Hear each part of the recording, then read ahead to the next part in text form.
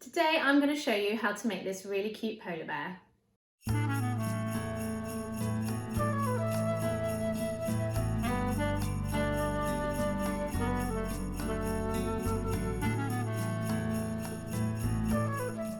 Hi, I'm Emma from Studio 77.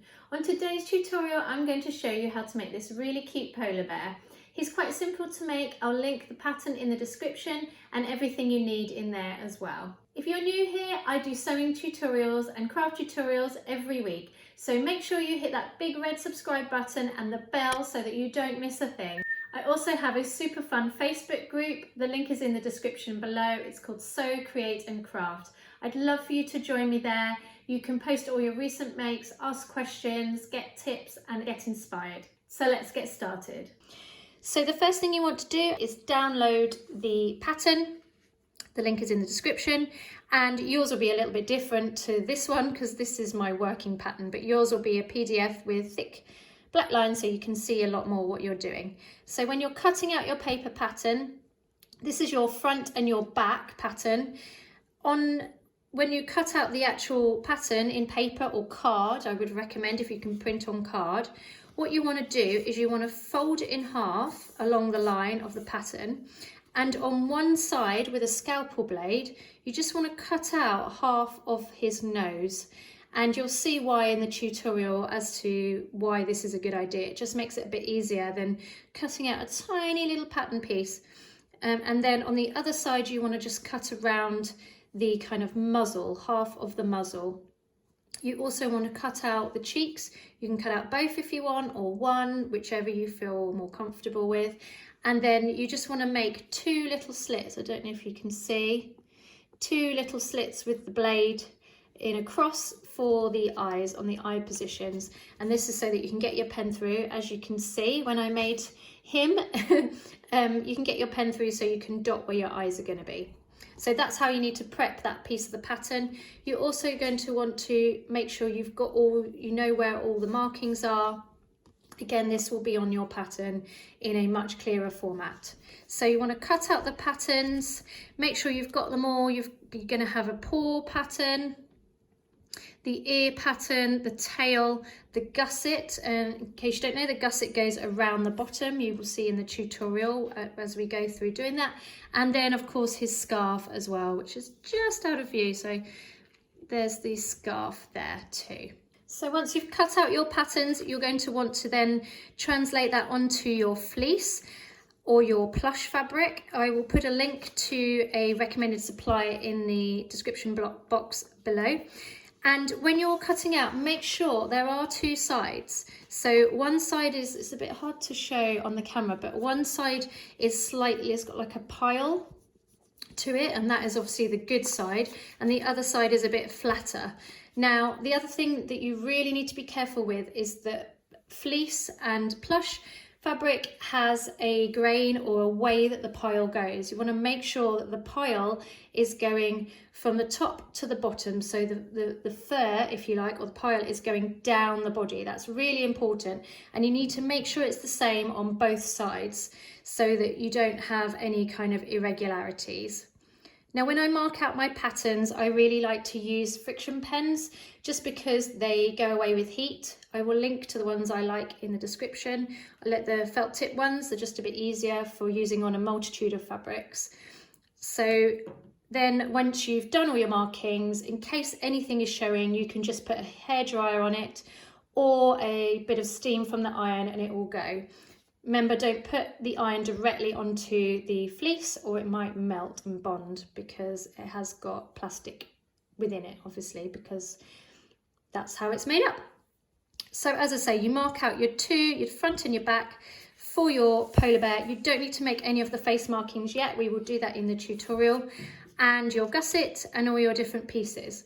Now, when it comes to the little appliques for the face, the muzzle and the cheeks, you want to prep up some felt. So depending on whether you're going to go for a blue muzzle or a grey muzzle or even a different colour, you can choose whatever colour muzzle, of course, it's totally up to you.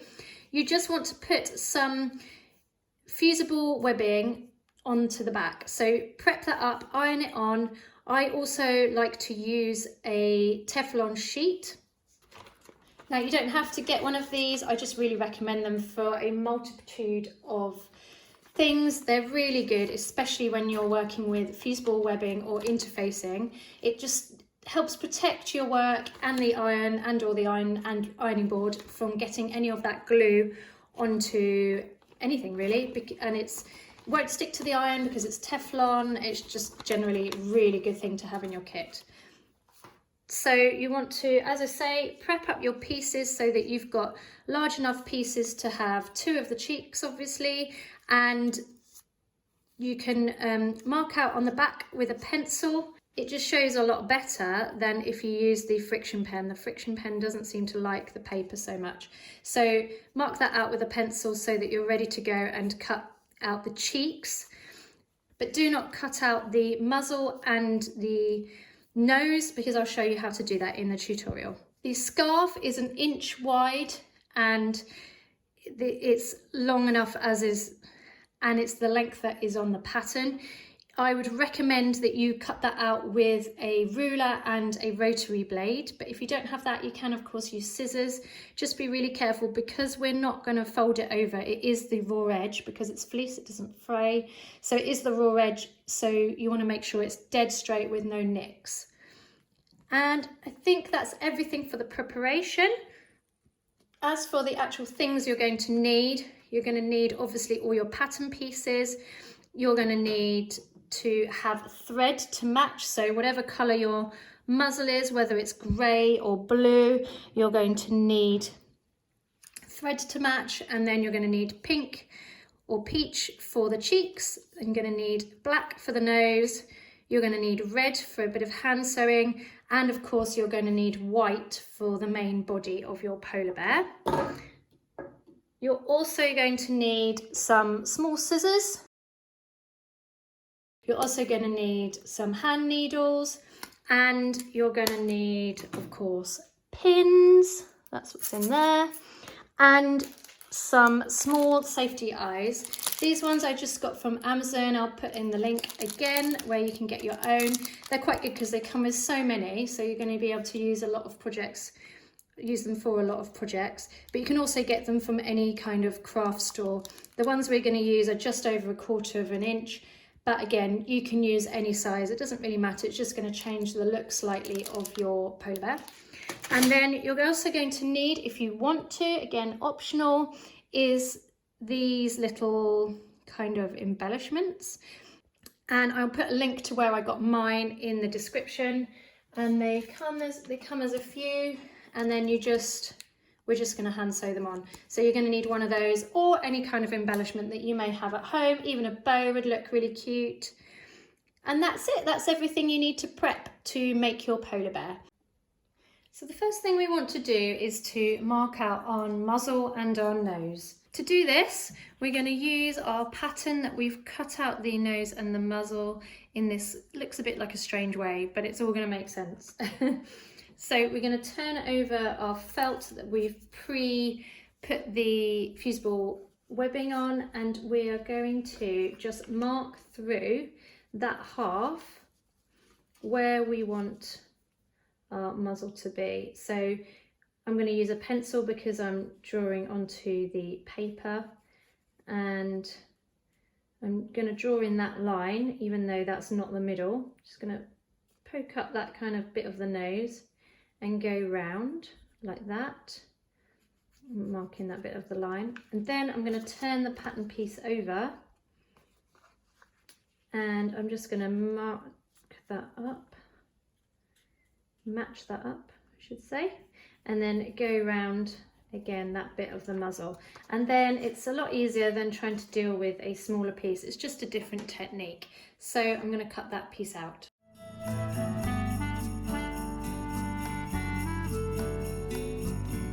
So there's our muzzle ready, and I'm going to do the same with the nose.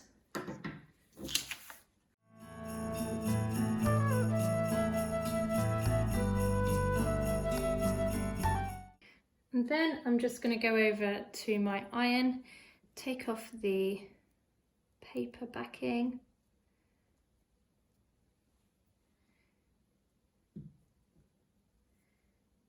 And I'm just going to press that down on the iron so that it stays in place. So now that I've done that, I need to put it onto the front of the fleece.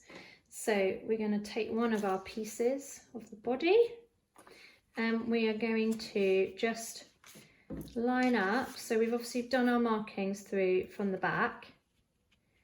So we're just going to mark the eyes, put that down.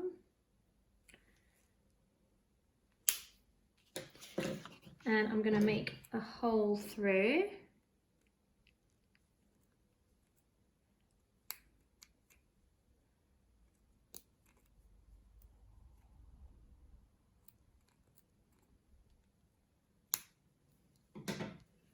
So that then from the front I can line that up with my pattern piece. Okay, so now I can put the muzzle of the nose and I can line it up through those holes that I've cut and make sure it's in the right place. I'm also going to put the cheeks on. Obviously you need to make sure that bit's just fallen off, but I need to make sure the backings are gone because you're going to want to iron them in a minute. So, like so. And that one, I'm just going to fill that one through. Could have cut that one out, probably would have been easier, but I didn't, so that's fine.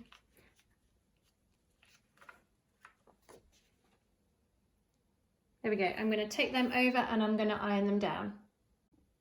So I've just pressed those down. Now, one thing you need to remember is, of course, that the iron will melt the fleece or it'll make like little scorch marks in it.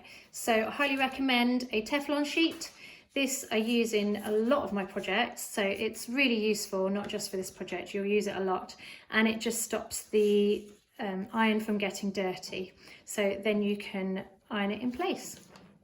So the first thing we're going to do is we're going to embroider the cheeks and the muzzle and the nose and the little kind of curly mouth, I guess you call it. So you could do this by hand if you don't feel like you're confident enough on the machine, but I'm going to show you how I'm going to do it on the machine. So I want to make sure when I'm doing my embroidery I have the same colour in the bobbin as I do on the spool. Just because then if there's any irregularities in the slightest bit of tension and it pulls through the stitch, you're not going to see it, it's not going to matter. So I'm going to start with the cheeks and I'm going to put my stitch length onto 3 just because it looks a little bit nicer for the embroidery and the top stitching. And I'm going to go around the circles on the cheeks.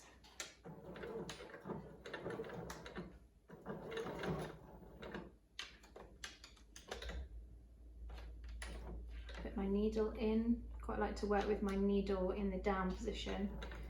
If you have that option, it's quite nice to have on a machine.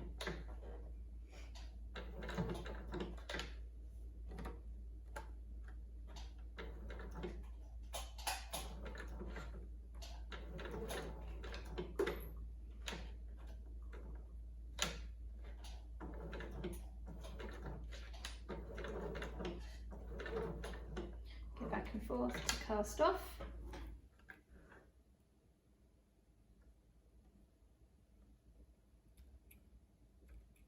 Snip the threads. And I'm just going to do the same on the other cheek.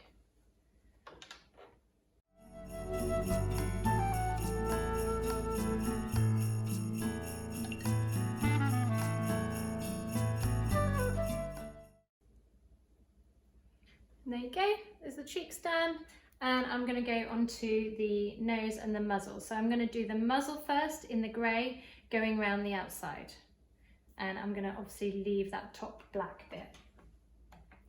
Again, change my thread over.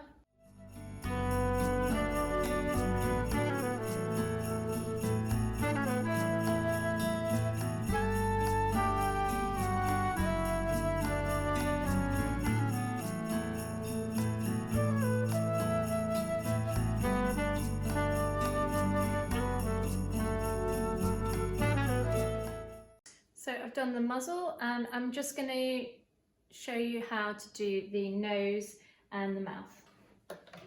So I'm going to go around the nose first of all, and then I'm going to go down, across one and up one diagonally.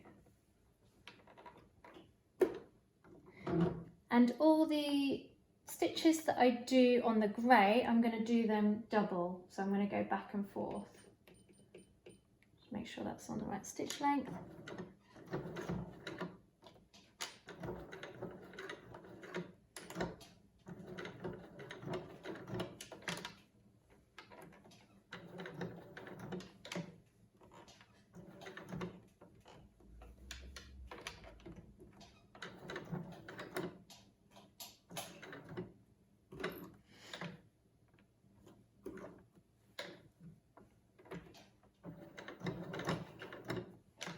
Okay, so it's a bit hard for you to see, but I'm now at the bottom of the triangle of the nose.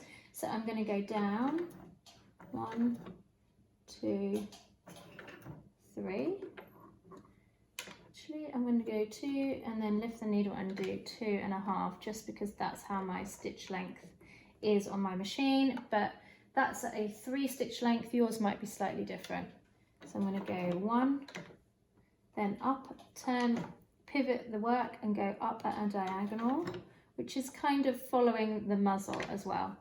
Just 1 stitch back, go back along that diagonal, back along that straight twice, so I've gone back the other way, and then pivot up at a diagonal, turn the work, go back over that diagonal, pivot again, back over that straight, it's going to let me, and then back down up to the nose, and 1 more on the nose, and then I can cast off on the nose, a couple stitches.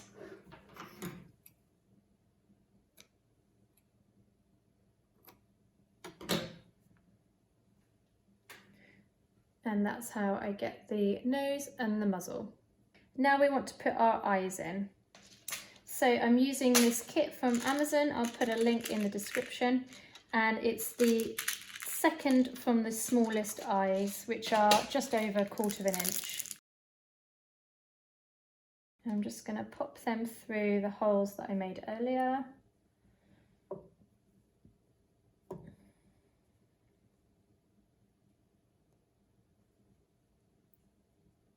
Pop the safety on.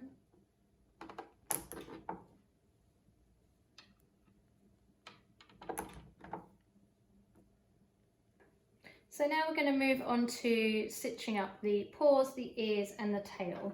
So I haven't marked mine on yet, but I'm just going to line up those top 2 straight edges and make sure that the pilot is going in the right direction, which is down for the tail and its right sides facing in.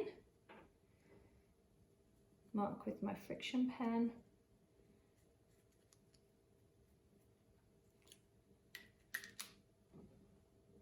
And I'm going to do the same with my ears and my paws as well. So the pile on the ears, you want it going again top to bottom, and the paws, you want the fur going in to out, from the body to the outer edge.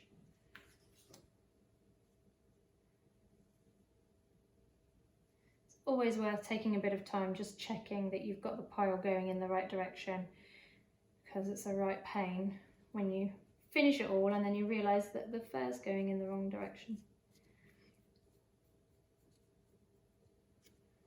There's my ears.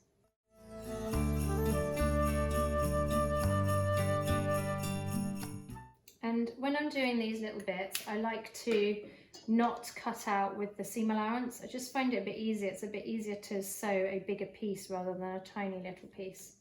So I'm going to sew all the way around. I'm going to put a pin in just for safety. At this point as well, I haven't done it on my machine today, but I would recommend, if you have a walking foot, it's a lot easier to use a walking foot, especially when you need to go through the bulky layers in a bit when we come to it. but you can use it without.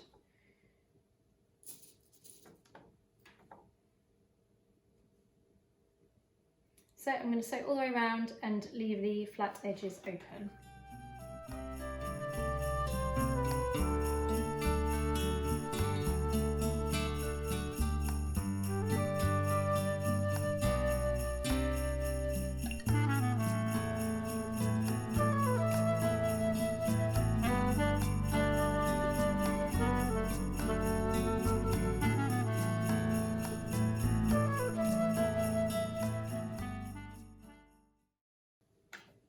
So now I've sewn up all those pieces, I'm just going to go around and snip off the excess seam allowance and the threads.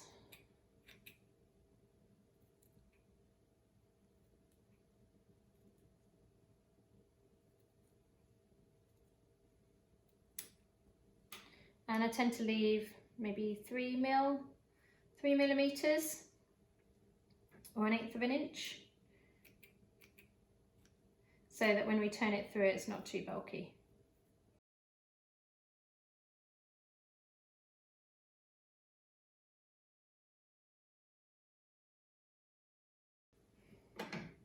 Okay, so I've cut out all my pieces, make sure I've got them together. So there's my paws, there's my ears, there's my tail, and I'm just going to turn them out. Now this can be a bit tricky. I tend to use the scissors to kind of push it through, like so, being gentle, obviously not to go through the seams, but the fleece is quite forgiving. You can kind of prod it a little bit and it doesn't tend to tear or break like other fabric might do. So there's my tail. I'm not going to need that for a while, so I'm going to put him over there.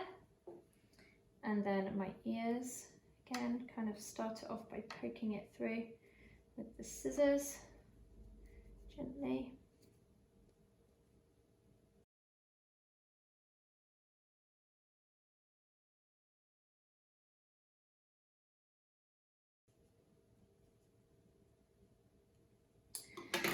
So then we're going to start making up our polar bear. So we've got our markings, we need to place obviously right sides together. Get rid of that bit of thread. So it's going to be right sides together, and we're going to just mark up our notches so that they are in the same place. And then we know that that's where our ears are going to go in. So there's our first ear, put that to the inside, take out the pin so that it's in the right place, line that up, put the pin back in. And I had a comment recently that somebody freaked out that I was sewing over my pins, and that's just a way that I've been taught. It makes it a bit speedier. It's a bit more efficient. It also means that the work can't move because the pin is in the right place. Well, in theory. And yeah, it doesn't happen very often that you break a needle. If you do, it's kind of c'est la vie. So don't be frightened of sewing over your needles. It's unusual that a needle will bend or snap. So I'm going to put my hands in. Now the paws, I should say, they have a slightly bigger top end and bottom end. So you just want to make sure that the longer end is at the top. So I'm going to place them in where the notches or the markings are on the pattern. Pin that in place. Oh, don't want that long pin.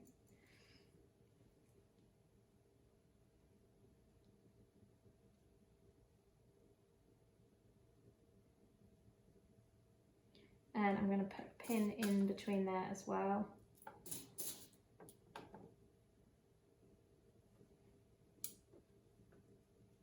Make sure I've got that the right way up.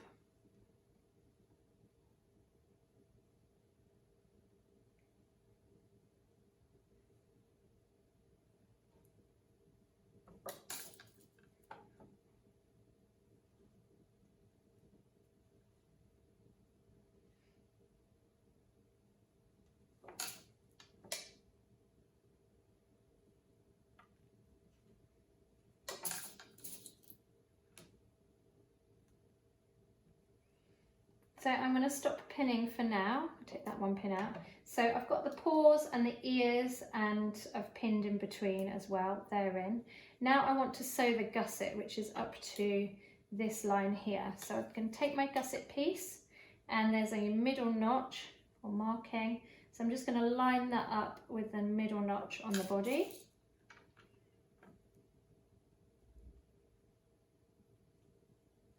And I'm sewing it to the front piece first.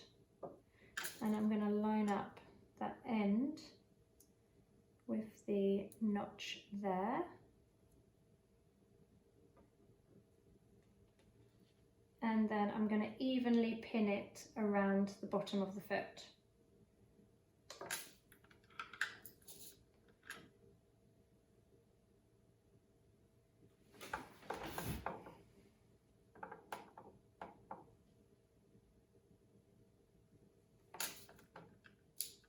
And this project would work easily just as well in felt if you didn't have any fleece or plush fabric. It just makes it a bit more cuddly. It makes the eyes sink in a little bit, which is really nice, gives it that soft teddy bear feel, which you don't get so much with the felt. Fleece is a bit harder wearing as well for all those cuddles that he's going to get. So I'm marking up to the other notch on the other end, pinning in place, and then again I'm going to evenly space that out with the pins going around the toes.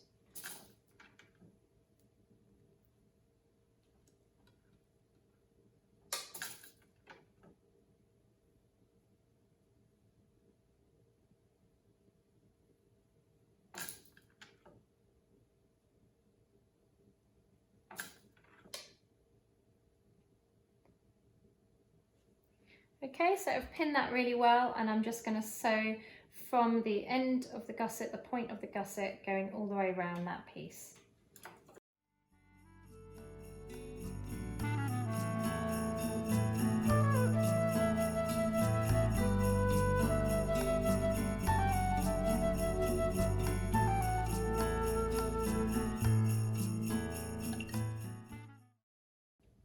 So then we need to carry on pinning. So we're going to pin the gusset now to that back piece, just like we did before, marking up the notches as we go.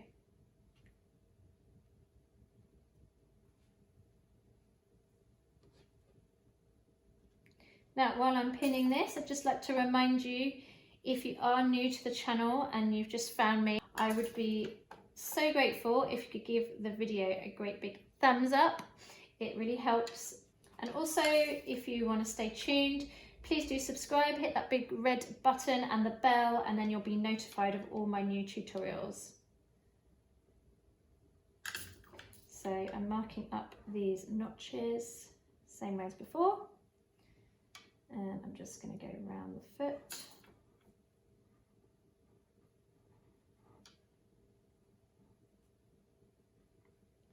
And building this gusset in just means that he can stand up. As you can see, they stand up on their own, which is quite a nice little touch.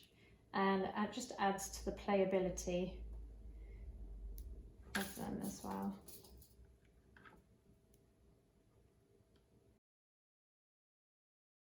So, question for this tutorial, please pop a comment in the comments box below. What is your favourite kind of Christmas animal? Is it a reindeer? Is it a penguin? Is it a polar bear? Let me know in the comments below. So I've pinned now all the way around. Get rid of those loose threads. So annoying. Right, we're going to sew just from past that pin. Actually, I'm going to put in another pin so that we're avoiding the ears, because we want to start sewing just in front of the ears. So we're going to want to start sewing there. Leave that open because that's our turning hole, and we're going to go all the way around. We're going to stop there, and then we're going to start there, and then we're going to go, oops, all the way around the foot, all the way around, and again stop there, lift up the seam allowance, start there, go the right way around to there.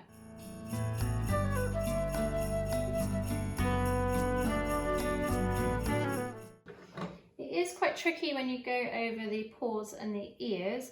You just want to gently push it through the machine, not like yank it through, but just gently guide it through just to help it a little bit. So I'm stopping, taking the work out and cutting the threads at that gusset, and I'm just going to start again just past it. I'm going to push back that top seam allowance so that I can get to it.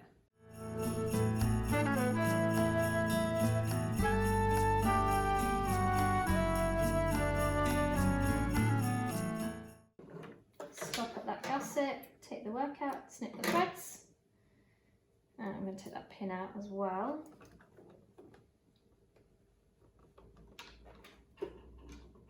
And you'll just want to make sure when you do this that your next stitch where you're starting from joins up so that there's no hole in between.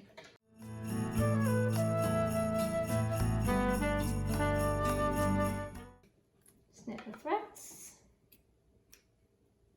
Get rid of all those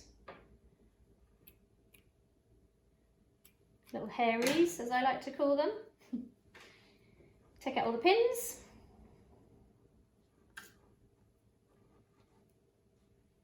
Check that I've caught everything.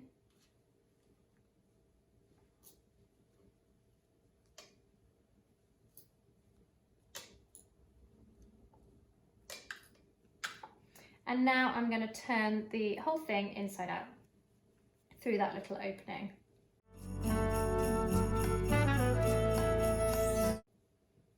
So there he is, he's ready to be stuffed.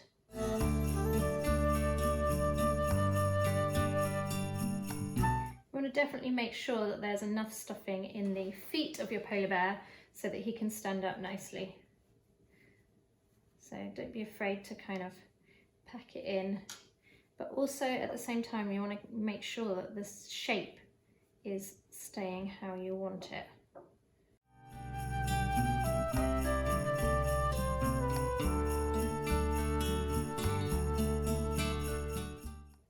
The next thing we need to do is to sew up that hole, and I like to use a baseball stitch.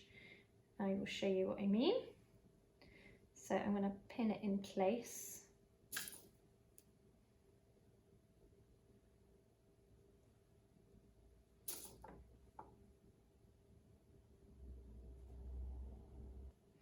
Little tip that I've learnt from my costume is to, when you take the thread off of the spool, you want to wrap it in your hands like this, so it's kind of wrapped around your fingers, and then you hold it really taut and you kind of twang the thread and then you let it drop. That's because when it's manufactured, it's tightly wound onto this spool, so it's kind of got a memory of the spool. This is for, obviously, for hand sewing. And then that just helps it to not knot as much when you're sewing. Make a knot. And the baseball stitch that I'm going to do, so obviously I need to go into the seam so that I can hide my knot. Tuck that in. And then I'm going to go along the top, like so. Oops.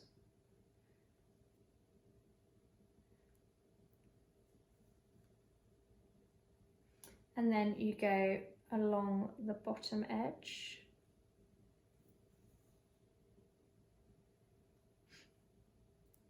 And then you go along the top. I'm going to take that pin out.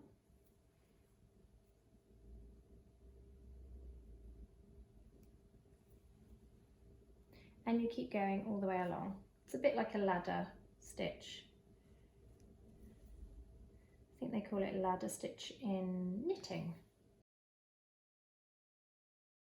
And that's a nice way to close your soft toys for an invisible seam.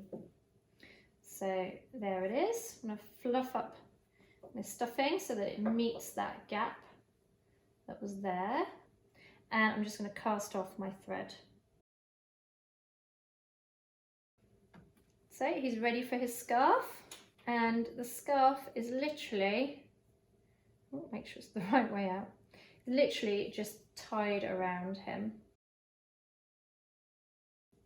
in a little knot, kind of how you would do your normal scarf. And then what you want to do is just want to snip the ends.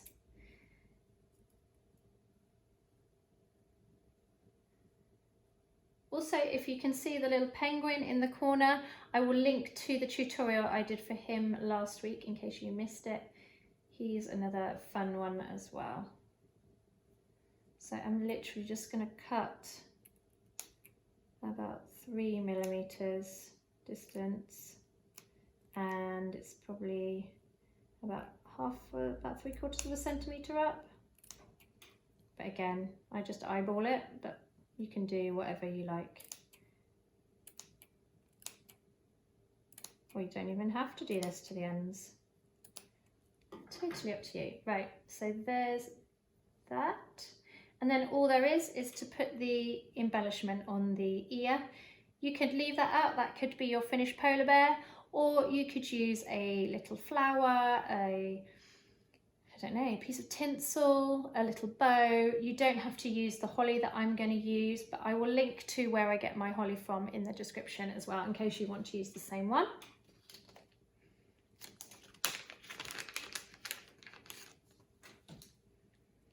And because I'm sewing through the red, I'm going to get some red thread on my needle. As always, if you have any questions about anything in this tutorial or anything at all really, just put them in the comments and I will get back to you as soon as I can. So I'm making a knot on the end, and I'm just going to cast on exactly underneath where I want my holly to go. And actually on this one, I think I'm going to put it on the other ear, just to be a little bit different. I'm going to snip off the end of my knot so that it's really not seen. And then I'm going to go in through the middle of the holly and do one long stitch.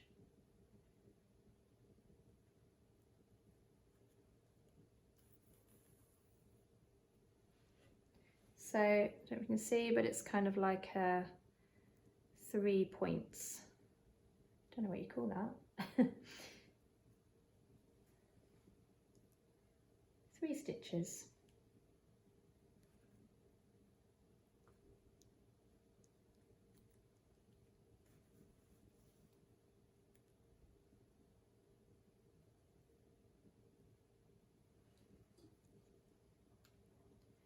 Now, if you're intending to give this to a young child, you might not want to put the holly on. It's probably not suitable for a little one because they could chew that off or something. And also when you're doing all these last little bits, make sure that you've got really strong thread and that you really sew it on, because as you know, kids like to have a way of chewing things off and pulling things off, and you know, you don't want any of these bits to be swallowed.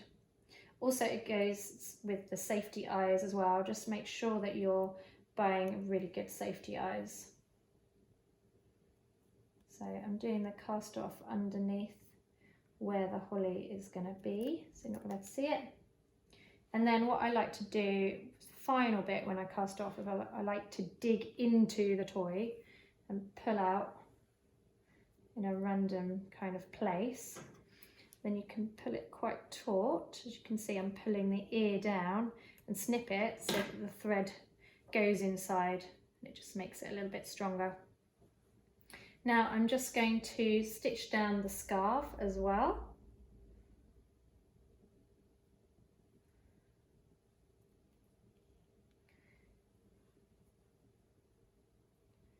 So make sure it's sitting how I want it to. I think I want it to be a bit more like that. Go in from the back with my knot. And I'm going to do 2 little stab stitches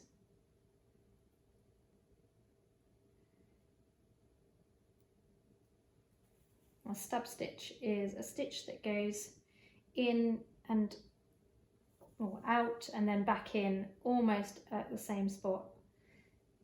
So you're just kind of grabbing a couple of the fibres and it's almost invisible. The fleece helps as well to make it invisible. And again, if you were giving this to a young child, you could stitch that, stab stitch that all the way around just to make it really secure.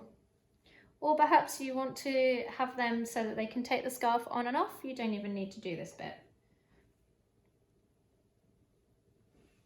In my house, if I don't stitch it on, it's going to get missing. So I like to make sure it's secure. And I'm just going to secure it to the body as well by going in a couple of stitches.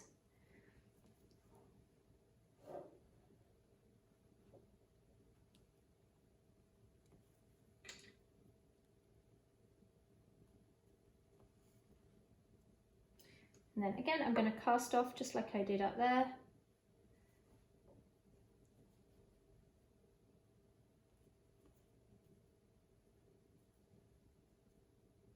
In and then out at a random place. Pull it taut, cut it so that it disappears. And he's almost ready. He just needs his tail. So I'm going to go back to my white thread.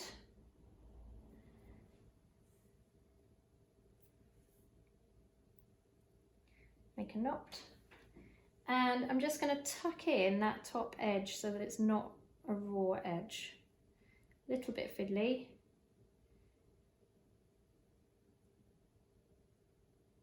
The pin does help with that.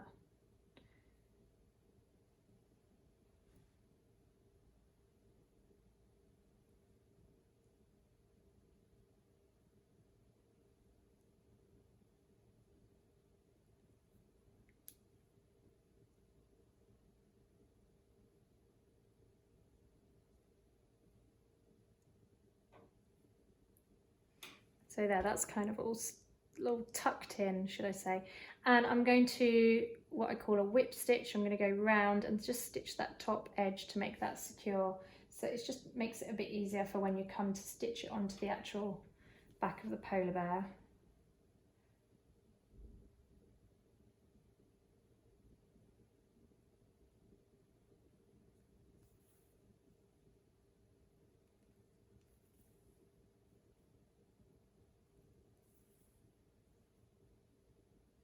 If you were using felt, you might not want to do this because you will see the stitches a lot more and it'll be easier just to tuck it in, to be honest. So you can probably just tuck it in and then stitch it straight to the body. So there, I've got my little tail and I'm just going to turn it over and attach it to the back. And if you want to refer to the pattern about where to place that, that's fine.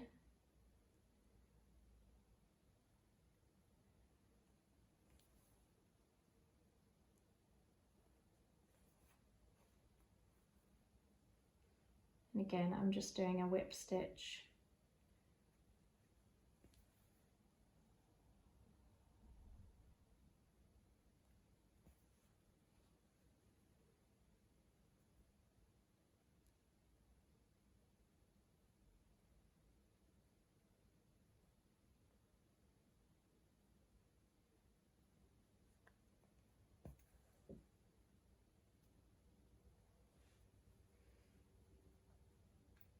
And I'm just going to cast off underneath.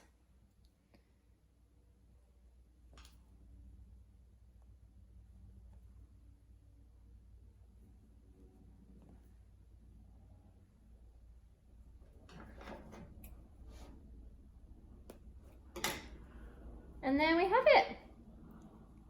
Our little polar bear is done. Please let me know how you get on in the comments. Again, ask any questions. And I hope you've loved making this tutorial. Please hit the subscribe button as I have lots of new tutorials coming up with a new video every single week. Check out the videos on the screen right now for some more fun things to make. Until next time, stay creative.